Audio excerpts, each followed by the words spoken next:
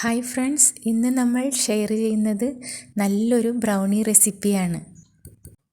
മോർഫി റിച്ചാർഡ്സിൻ്റെ 52 litre അവനിൽ എങ്ങനെയാണ് ഈ റെസിപ്പി ചെയ്തിരിക്കുന്നതെന്ന് കാണാം. 200 ഗ്രാം ഗ്രേറ്റഡ് ചോക്ലേറ്റും 100 ഗ്രാം ബട്ടറും ചേർത്ത് ഡബിൾ ബോയിലിംഗ് വഴി മെൽറ്റ് ചെയ്തെടുക്കാം. നന്നായിട്ട് മെൽറ്റായിട്ടുണ്ട്. ഇനി ചൂടാറിയതിന് ശേഷം ഉപയോഗിക്കാം. ഇനി നമുക്ക് 1/2 cup maida, 1/4 cup cocoa powder, 1 pinch salt ഇവ ചേർത്ത് നന്നായി മിക്സ് ചെയ്ത് അരിച്ചെടുക്കാം.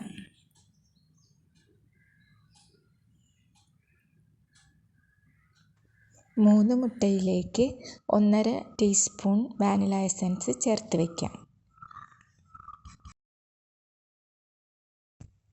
1/4 കപ്പ് പഞ്ചസാര നന്നായി പൊടിച്ചെടുത്തത് ചൂടാറിയ ചോക്ലേറ്റ് ബട്ടർ മിക്സിലേക്ക് ചേർത്ത് കൊടുക്കാം.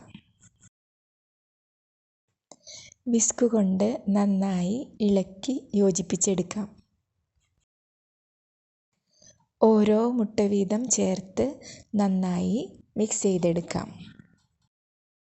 ഓരോ ഇൻഗ്രീഡിയൻസും നന്നായി യോജിക്കുന്നത് വരെ ഇളക്കി മിക്സ് ചെയ്ത് എടുക്കണം. നന്നായി യോജിച്ച ഈ കൂട്ടിലേക്ക് അരിച്ചു വെച്ച ഫ്ലോർ മിക്സ് ചേർത്ത് കൊടുക്കാം. ഫ്ലോർ മിക്സ് ചേർക്കുന്നതിനിടയിൽ അവൻ പ്രീഹീറ്റ് ചെയ്ത് കൊടുക്കാം. 180 ഡിഗ്രിയിൽ 10 മിനിറ്റ് ബോത്ത് റോഡ്, അതായത് ടോസ്റ്റ് മോഡിൽ പ്രീഹീറ്റ് ചെയ്തെടുക്കാം.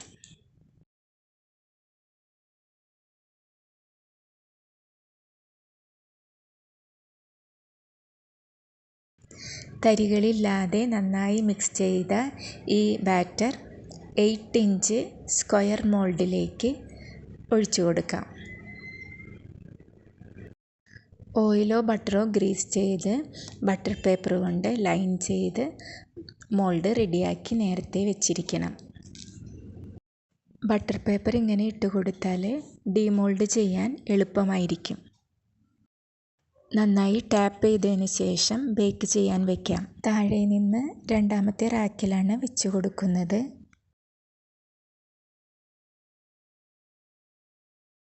140 ഡിഗ്രിയിൽ ടോസ്റ്റ് മോഡിൽ തന്നെ 55 മിനിറ്റ് ബേക്ക് ചെയ്തെടുത്തു.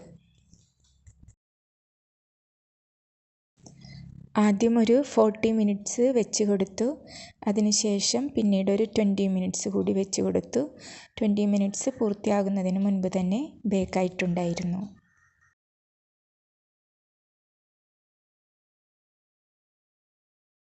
ബ്രൗണി പുറത്തെടുത്തതിന് ശേഷം ഒരു 5 മിനിറ്റ് കഴിയുമ്പോൾ തന്നെ ഡീമോൾഡ് ചെയ്ത് എടുക്കണം. ഹാർഡായി പോവാതിരിക്കാൻ വേണ്ടിയിട്ടാണ് അങ്ങനെ ചെയ്യുന്നത്. സൈഡിൽ നീട്ടിയിട്ടിരിക്കുന്ന ബട്ടർ പേപ്പറിൽ പിടിച്ച് പൊക്കിയെടുക്കണം. കുറച്ചുകൂടി തിക്നെസ് വേണമെങ്കിൽ 7 ഇഞ്ചിൽ ബേക്ക് ചെയ്താൽ മതിയാകും.